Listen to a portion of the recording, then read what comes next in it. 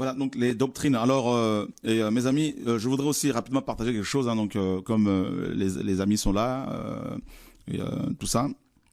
Et donc vous pouvez, comme vous le souhaitez, hein, comme vous le voulez, pardon, nous appeler pour éventuellement nous poser vos questions. Alors je voudrais aussi, toujours dans le cadre de la doctrine biblique, éclairer les chrétiens, parce que comme vous le savez, nous sommes dans un temps de confusion spirituelle où il y a tellement de doctrines diverses qui sont, n'est-ce pas, véhiculées ici et là et qui peuvent amener certains chrétiens à se poser des questions alors qu'il n'y a pas lieu d'être, hein, parce que si on est bien enseigné, on n'a pas à être secoué par des diverses doctrines. Prenons deux passages. Le premier passage, nous sommes dans Éphésiens chapitre 4.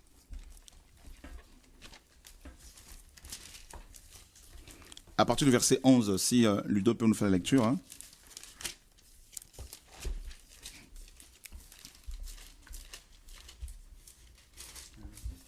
Ah. Éphésiens 4, verset... À partir du verset 11. Lui-même donc a donné les uns pour être apôtres, les autres pour être prophètes, les autres pour être évangélistes, les autres pour être pasteurs et docteurs, pour travailler au perfectionnement des saints, pour l'œuvre du service, pour l'édification du corps de Christ, jusqu'à ce que nous soyons tous parvenus à l'unité de la foi et de la connaissance du Fils de Dieu, à l'état d'homme parfait, à la mesure de la parfaite stature de Christ, afin que nous ne soyons plus des enfants flottants et emportés çà et là à tout vent de doctrine, par la tromperie des hommes et par leur ruse à séduire artificieusement. Ah, ça c'est fort, hein. Donc, afin que Dieu a établi certains services, hein, donc essentiellement des services d'enseignement, dans le but justement d'équiper les chrétiens, hein, donc les équiper, donc pour qu'ils exercent chacun leur service correctement. Ça c'est une de raisons. Une autre raison, c'est pour les amener à l'unité de la foi, d'accord. Une autre raison, c'est les amener, n'est-ce pas, à la stature parfaite de Christ.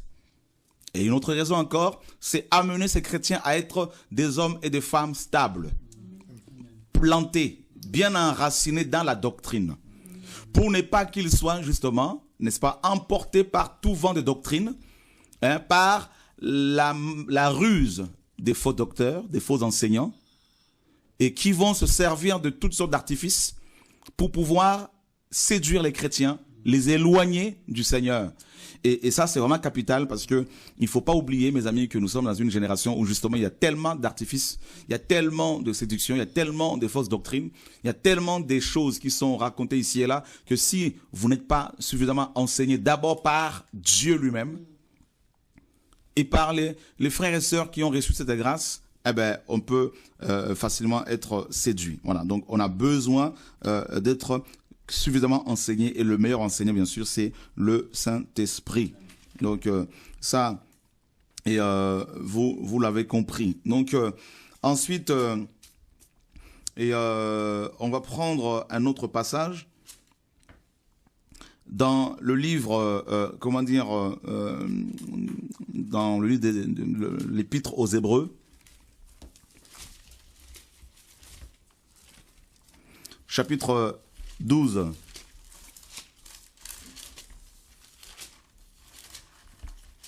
On va lire les versets 12 et 13. Fortifiez donc vos mains languissantes et vos genoux affaiblis, et suivez avec vos pieds des chemins droits, afin que ce qui est boiteux ne dévie pas, mais plutôt se consolide. Voilà, donc on a besoin d'être consolidé. Parce que nous sommes, n'est-ce pas, en train de marcher. Hein, il y a la marche chrétienne, bien sûr, et nous avons besoin d'être consolidés parce que on peut commencer à boitiller. Hein, on a beaucoup de boiteux, hein, donc malheureusement dans nos assemblées. Pourquoi? Parce que tout simplement les gens ne sont pas bien enseignés ou ils refusent l'enseignement de l'Esprit de Dieu. Et Élie disait aux enfants d'Israël, jusqu'à quand allez-vous boiter, donc arrêtez de boitiller, tout ça, là, choisissez, cherchez. Si c'est Yahweh qui est Dieu, allez vers lui. Si c'est Baal, allez vers Baal. Vous voyez, donc nous avons deux jambes et il faut suivre un seul chemin. Le Seigneur a dit, je suis le chemin. Deux jambes qui doivent suivre les deux, hein, donc le seul et le véritable chemin qui est Jésus-Christ de Nazareth. Donc, vous voyez, mes amis, si on n'a pas, n'est-ce pas, des pieds et des genoux, si on a des pieds et des genoux affaiblis, eh ben, on ne peut pas marcher correctement. On va boitiller. Aujourd'hui, on va dire, oui, c'est Dieu qui m'a parlé. Demain, on va dire, ce n'est pas Dieu qui m'a parlé. Donc, les gens sont, quand c'est comme ça, ils sont perturbés, ils sont complètement troublés, ils sont mélangés, ils sont, voilà. Donc, il faut être enseigné. Et le meilleur enseignant, c'est le Saint-Esprit. Donc, voilà. Maintenant, et, il faut savoir une chose. Donc, j'ai voulu d'abord commencer par ces deux passages-là. Et ensuite, pour vous dire que, en tant que chrétien, il ne faut jamais être choqué. Si, par exemple, vous entendez qu'il y a des gens d'une autre secte ou d'une religion quelconque qui n'a rien avec la parole de Dieu, avec la Bible, qui se mettent à parler en langue. Il faut savoir que il y a les chrétiens qui parlent en langue, il y a aussi des, n'est-ce pas, des sorciers qui parlent en langue. Il y a le parler en langue de Dieu, et il y a aussi le parler en langue des démons. Il y a la prophétie de Dieu, il y a aussi la prophétie des démons. Il y a, mes amis, des prophètes de Dieu, il y a aussi des prophètes de Satan. Il y a des vrais pasteurs, il y a des faux pasteurs. Il y a la vraie monnaie, il y a la fausse monnaie. Voyez? Et il y a des gens qui peuvent danser dans l'esprit selon Dieu, et il y en a qui peuvent le faire de manière charnelle ou démoniaque. Donc, tout est, n'est-ce pas? Et, Satan essaie toujours de singer, d'imiter Dieu. Voyez, et rappelez-vous bien qu'il se déguise en ange de lumière. Mais il n'est pas l'ange de lumière. Parce que beaucoup de gens appellent Satan l'ange de lumière. Mais c'est pas ça. Il n'est pas l'ange de lumière. N'est-ce pas? Il se déguise en ange de lumière. Donc, vous voyez, donc, et Paul dit dans 2 Corinthiens, il dit qu'il y a des faux apôtres. S'il y a des vrais apôtres, il y a des faux apôtres. Donc, vous ne pouvez pas maintenant mettre tout le monde dans le même sac, même panier. Et ce n'est pas ça la doctrine chrétienne. Il faut l'équilibre. Un enseignant qui n'est pas équilibré est un enseignant qui va dérouter les gens, qui va éloigner les gens de Dieu. Parce qu'il faut l'équilibre. Rappelez-vous bien, mes amis, rappelez-vous bien que Dieu nous a créés avec deux oreilles et une bouche. On part, avant de parler, on écoute une première fois et une deuxième fois, et là on peut enseigner. L'enseignant écoute Dieu et vérifie dans sa parole. Il écoute l'Esprit de Dieu qui le conduit. Et ensuite, il vérifie que ce que l'Esprit lui dit est bien dans les Écritures. Et inversement. Voyez, et ça, c'est très important. Donc, maintenant, ce n'est pas... Vous allez voir, mes amis, par exemple, il y a, chez les musulmans, je prends juste un exemple, chez les musulmans, les soufistes, hein, donc, je crois que c'est ça, hein. Et ils chassent les démons, soi-disant. Ils font de l'exorcisme. Mais on sait que les démons ne sont pas chassés. D'accord? Mais ils font de l'exorcisme. Chez les musulmans, vous avez des imams qui font, n'est-ce pas, de l'exorcisme, une forme de délivrance. Pourtant, ils ne le font pas au nom de Jésus-Christ. Vous voyez? Et maintenant, on va dire que parce que ces imams font la délivrance, chassent les démons, soi-disant, que les chrétiens qui chassent les démons ne sont pas de Dieu. Mais avoir un tel raisonnement, c'est soit de l'immaturité, ou soit c'est de la mauvaise foi. Carrément. Carrément. Vous avez donc vous avez, par exemple, toujours, chez les musulmans, vous avez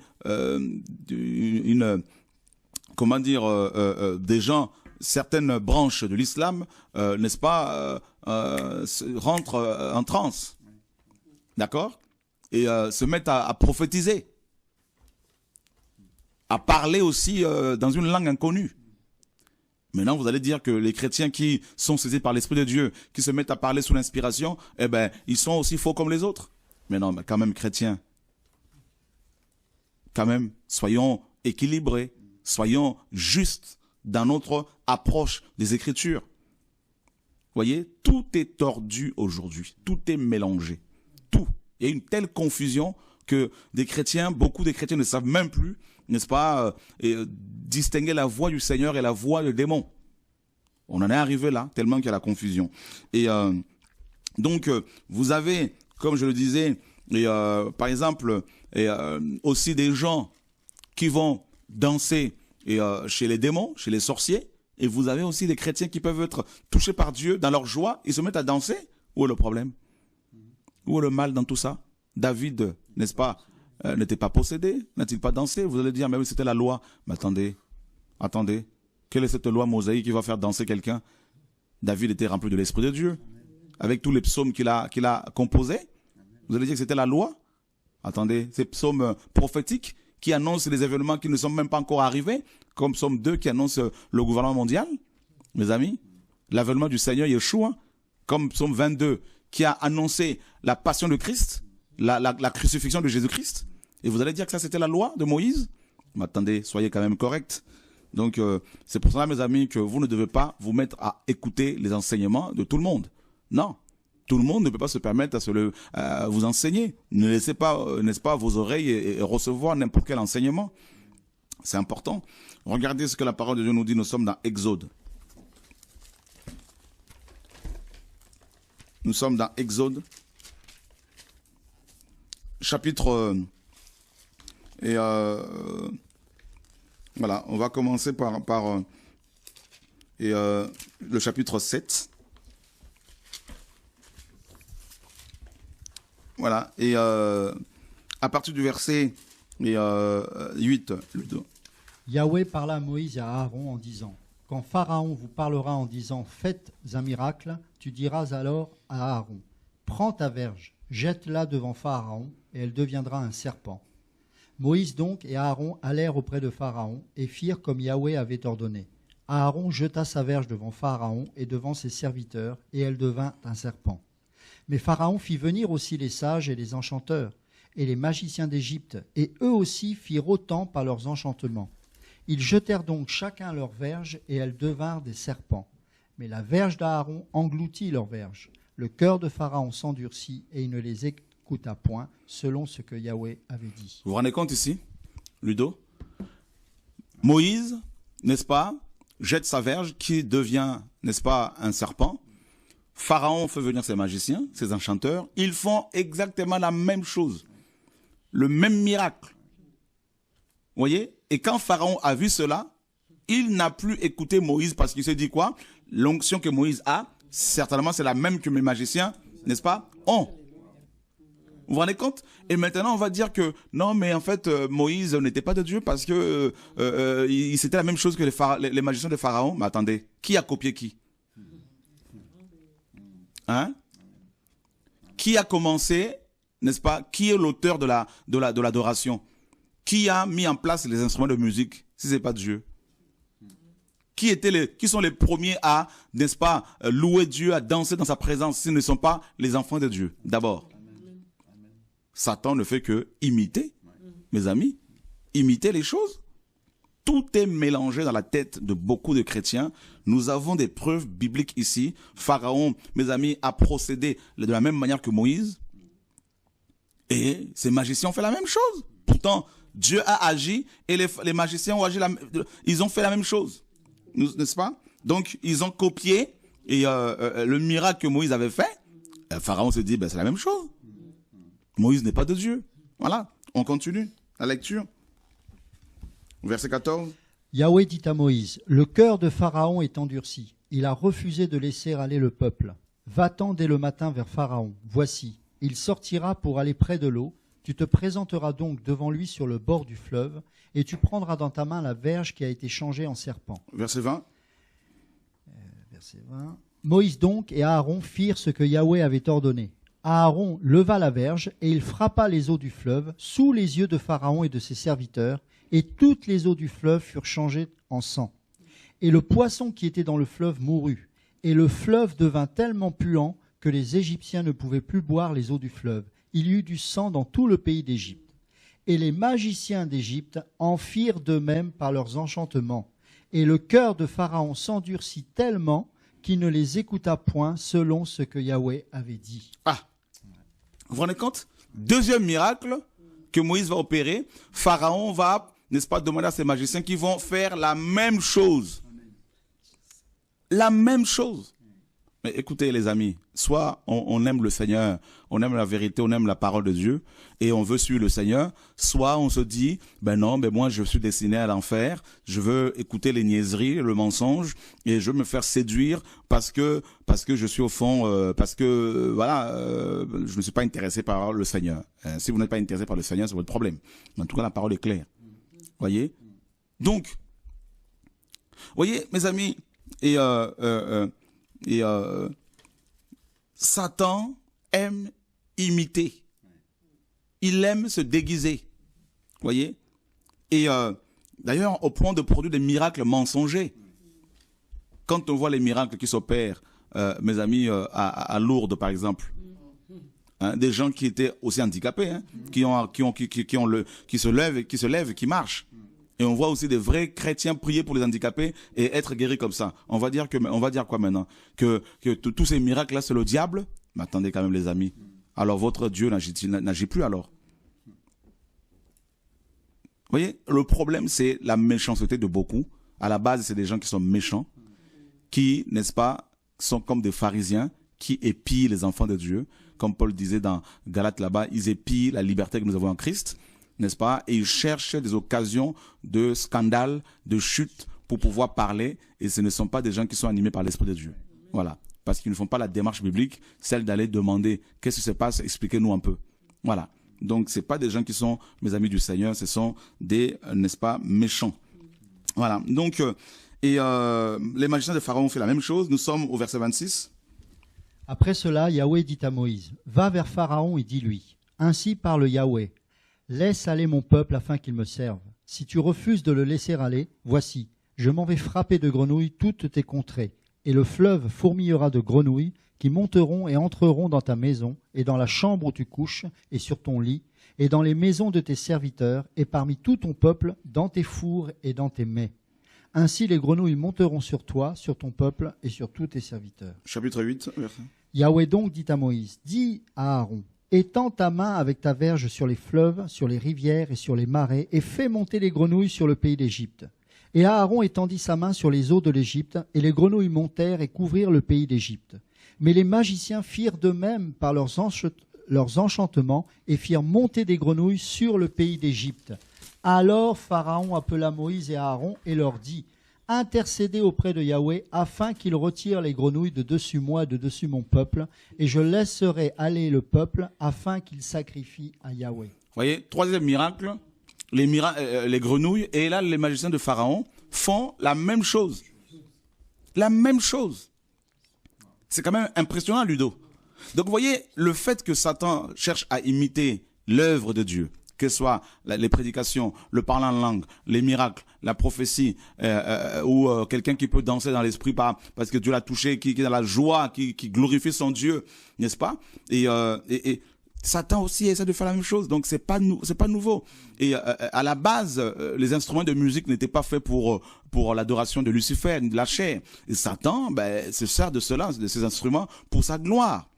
Voyez, c'est quand même impressionnant. Donc troisième miracle copié par les magiciens de Pharaon.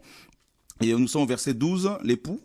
Et Yahweh dit à Moïse, « Dis à Aaron, étends ta verge et frappe la poussière de la terre, et elle deviendra des poux dans tout le pays d'Égypte. » Et ils firent ainsi. Et Aaron étendit sa main avec sa verge, et frappa la poussière de la terre, et elle fut changée en poux, sur les hommes et sur les bêtes.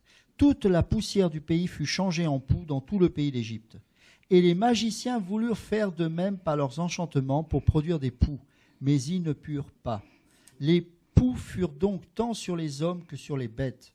Alors les magiciens dirent à Pharaon, « C'est ici le doigt de Dieu. » Alléluia. Toutefois, le cœur de Pharaon s'endurcit, et il ne les écouta point selon ce que Yahweh avait dit. Alléluia. Ça y est, maintenant, vous voyez, là, au quatrième miracle, l'époux, c'était pas possible de pouvoir copier. Vous voyez, donc, le diable, il essaye, mais il y a des choses qu'il ne peut pas copier. Comme quoi, par exemple, l'amour. Il est impossible que le diable manifeste l'amour. Voilà.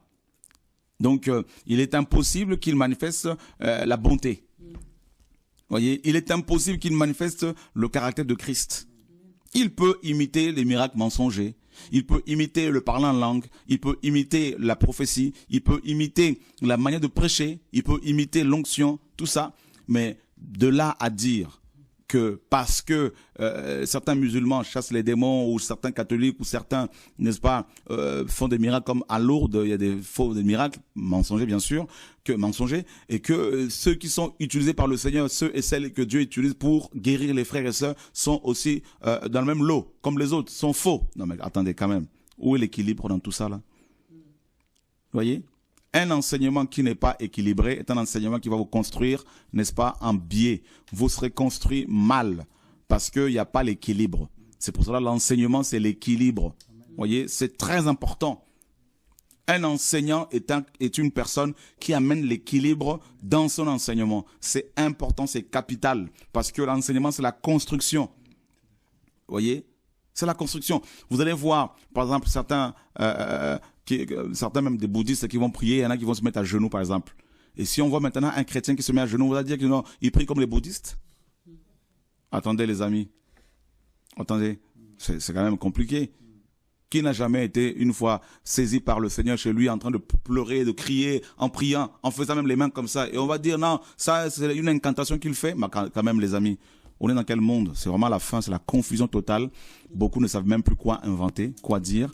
Donc c'est la distraction. Et comme je vous l'ai dit, Internet est devenu une véritable poubelle, n'est-ce pas, où les gens vont, n'est-ce pas, écumer, n'est-ce pas, voilà. Donc et d'autres boivent, n'est-ce pas, leur vomi, tout simplement. Donc c'est que Dieu vous garde, que Dieu vous garde, que Dieu garde ses enfants. Véritablement. Donc, vous avez compris. Donc là, Dieu, Satan peut essayer d'imiter certaines choses que Dieu fait. Et voilà. Donc, vous savez, chez les Hébreux, il y avait des exorcistes ambulants. Il y avait beaucoup d'exorcistes ambulants qui, bien sûr, essayaient de chasser les démons. Et c'est pour cela que dans Acte 19, on nous parle de 7 fils de Séva qui avaient, n'est-ce pas, qui étaient enfants d'un sacrificateur, eux-mêmes sacrificateurs, et qui, mes amis, ont essayé de chasser les démons d'une personne, parce qu'ils ont vu Paul le faire. Vous voyez, donc, et il y avait ces pratiques-là, donc, avant même que, comment dire, l'église de naisse. Chez les Hébreux, il y avait ces exorcistes ambulants qui allaient de ville en ville, n'est-ce pas, pour faire de l'exorcisme. On le voit aussi chez les catholiques, tout ça. Mais c'est pas pour autant que les délivrances n'existaient pas. On doit chasser les démons, le Seigneur l'a dit. Donc il faut un équilibre, c'est important. C'est important. Vous allez même retrouver le baptême dans d'autres cultures, dans d'autres religions, qui pratiquent le baptême par aspersion ou par immersion. Est-ce que c'est pour autant qu'on va dire maintenant que le baptême biblique ne doit pas être appliqué parce que il y a des sectes qui le font? Quand même, les amis, où est l'équilibre dans tout ça? Donc, soyons des hommes et des femmes équilibrés. C'est vraiment important, frère. Voilà. Donc, ça, c'est un point qu'il fallait, n'est-ce pas, partager, éclaircir pour permettre aux frères et sœurs d'être toujours dans l'équilibre. C'est important parce que voilà, nous sommes dans une époque où la méchanceté a tellement pris de l'ampleur, n'est-ce pas? On peut prendre ta photo, on peut prendre ta vidéo, et puis on met des moustaches sur toi, on dit voilà, ça, vous voyez, la forme des moustaches là, Photoshop, tout ça, il y a plein de choses, c'est la sorcellerie, c'est le complot, machin, tout ça, tout est devenu complot, tout est devenu, voilà, donc c'est quand même, voilà, c'est vraiment une génération perverse et corrompue.